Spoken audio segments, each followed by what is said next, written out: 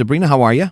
Doing well. Good morning. Hey, any big surprises here? The Oscar nominations have come out, and you've got the Golden Globes last weekend, and quite often the momentum from the Globes will carry over into the Oscars. Do you see that this year? Yeah, I mean, it was a little different just because the Oscar ballots were due before the Golden Globes aired, which usually is not the case. So that's why the Golden Globes often affects the Academy Awards.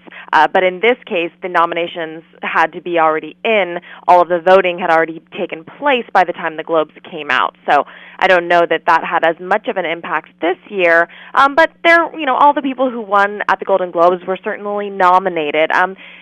I would say a little bit of a surprise that The Butler didn't get a nomination, but again, it didn't get a nomination at the Golden Globes either. So it seems that there were just too many great films out this year. But of the 10 possible that the Academy could choose for Best Picture, they only chose 9. Yeah, I was going to ask you about that. How come? It really varies year to year. Sometimes, they've done as little as 7 or 8, and others they do 10. So, they have a bit of a mix here with what you might consider comedy and drama. At the Golden Globes, a few of these films were considered comedies, like The Wolf of Wall Street, Her, and so on. So you have American Hustle and Gravity were nominated for the most, including Best Picture with 10. 12 Years a Slave, also a Best Picture nominee, that had 9. So then you also have, rounding out the Best Picture, Dallas Buyers Club, Her, Nebraska, Philomena, and The Wolf of Wall Street. Were you surprised Redford wasn't nominated?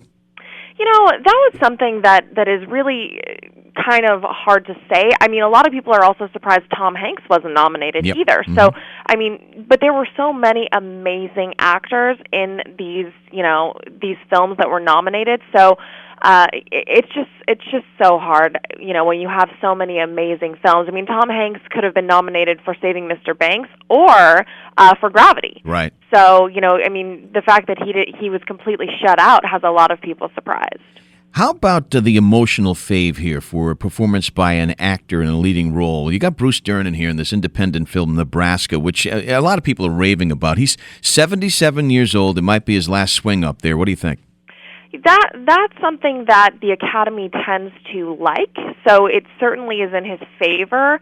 However, Matthew McConaughey for Dallas Buyers Club, he won the Golden Globe, so of course he's kind of the favorite. It was really between him and Christian Bale, a lot of people thought, for, American Hustle. So it's going to be interesting to see what the Academy ends up doing. It's just such a different voting group than the Hollywood Foreign Press Association, which votes for the Golden Globes. Also, that's just a lot more people, about 5,000 more people voting. I'll tell you what, I'm looking at this the rostrum for a performance by an actress in a leading role. This is anybody's ball game. Look at the performances there. I know. It really is. Of course, Cate Blanchett winning the Golden Globe, but really, it could go to anybody. So many amazing performances. But again, you do have some of these sort of more independent films. A lot of people haven't seen Blue Jasmine or Philomena. Some even still August Osage County. Right. Meryl Streep, Dame Judi Dench, Sandra Bullock, Cate Blanchett, and Amy Adams. That's quite the list of actors, I'll tell you. Good stuff. All right, Sabrina, thank you so much for joining me. Sabrina Sabbagh.